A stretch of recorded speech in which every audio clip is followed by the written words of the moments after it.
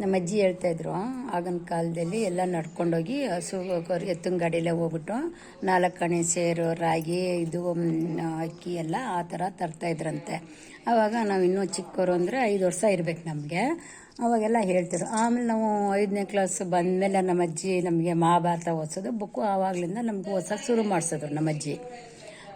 ಆಮೇಲೆ ನಮ್ಮ ತಂದೆ ತಾಯಿಗಳೂ ಅದೇ ನಮ್ಮ ತಂದೆ ಜಮೀನು ಕೆಲಸ ಮಾಡ್ಕೊಂಡಿದ್ರು, ನಮ್ಮ ತಾಯಿನೂ ಮನೆ ಕೆಲಸ ಮಾಡ್ಕೊಂಡಿದ್ರು. ನಾವು ಸ್ಕೂಲ್ಗೆ ಹೋಗ್ತಾಯಿದ್ದು. ಆಮೇಲೆ ನಮ್ಮ ತಂದೆ ತಾಯಿ ಚೀಟಿಗಳು ಹಾಕೋಕ್ಕೆ ಶುರು ಮಾಡೋರು ಹಳ್ಳಿಗಳಲ್ಲೆಲ್ಲ. ಹಳ್ಳೀಲಿ ಚೀಟಿ ಹಾಕಿ ಎಲ್ಲರೂ 50 ಜನ 100 ಜನ ಟೂರ್ ಹೋಗೋಣ ಅಂದ್ಬಿಟ್ಟು ಎಲ್ಲರೂ ಶಿವರಾತ್ರಿ ಹಬ್ಬಕ್ಕೆ ಊರು ಬಿಟ್ಟರೆ ಇನ್ನು ಯುಗಾದಿ ಹಬ್ಬಕ್ಕೆ 1 ತಿಂಗಳು ಟೂರ್ ಹೊಡ್ಕೊಂಡು ಪ್ರತಿ ವರ್ಷವೂ ಹೋಗಿ ಬರೋರು. ಅವ್ರು ಕಾಸಿಂದ ಬಂದಾಗ ಹಳ್ಳಿ ಜನ ಎಲ್ಲ ಅವ್ರಗಳಿಗೆಲ್ಲ ಪಾದ ಎಲ್ಲ ತೊಳೆದು ಅರ್ಶಿನ ಕುಂಕುಮ ಇಟ್ಟು ಅಲ್ಲಿ ನದಿ ಇತ್ತು ನಮ್ಮೂರಲ್ಲೇ. ಆ ನದಿ ಮುಂದೆ ಎಲ್ಲ ನಿಂತ್ಕೊಂಡು ಅವ್ರ ಮನೆಗೆ ಬರೋಂಗಿಲ್ಲ. ಅಲ್ಲೆಲ್ಲ ಪೂಜೆ ಅವ್ರು ಇದು ಬಂದ ತಕ್ಷಣ ಇಳಿದು ಕಾಲೆಲ್ಲ ತೊಳೆದು ಅರ್ಶಿನ ಕುಂಕುಮ ಇಟ್ಟು ಹಾರ ಹಾಕಿ ಅವ್ರನ್ನ ಮನೆಗೆ ಬಂದು ಕರ್ಕೊಂಡು ಬರ್ತಾಯಿದ್ರು ಊರು ಜನ ಎಲ್ಲವ ಕಾಸಿಗೆ ಹೋಗಿ ಬಂದಿದ್ದಾರೆ ಅಂದ್ಬಿಟ್ಟು.